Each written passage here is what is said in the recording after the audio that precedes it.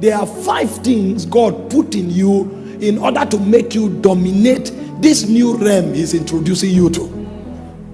And so the first thing we saw in that scripture, He said, let us make this man in our own image. And so when God was talking about image, He was talking about DNA. He said, let us make a creature that has the DNA of God.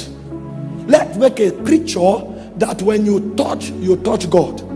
If that creature is in his elements, when he's standing, you can't distinguish him from God, because he's exactly like God.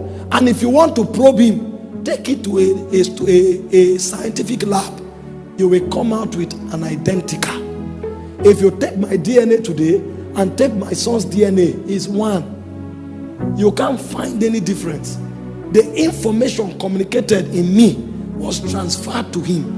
And so the first thing God gave man was his DNA. And that DNA is what you call the carboid of God. That's the glory of God. My son is looking at like me today because he embodies my DNA.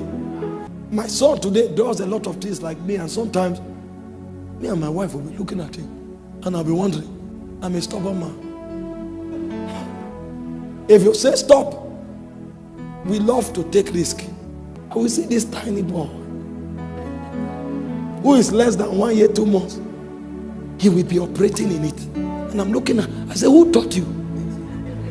The DNA imparts character. See, when you are meditating on these things, you will notice that the glory will start dominating you. When you are meditating on these things, the God factor in you will start rising. Will start rising. This is what men come into. That what others call challenge is a platform for their own manifestation. Because they now realize there's no such thing as impossibility with them. They come from God. They are of God. They are the expression of the glory of God.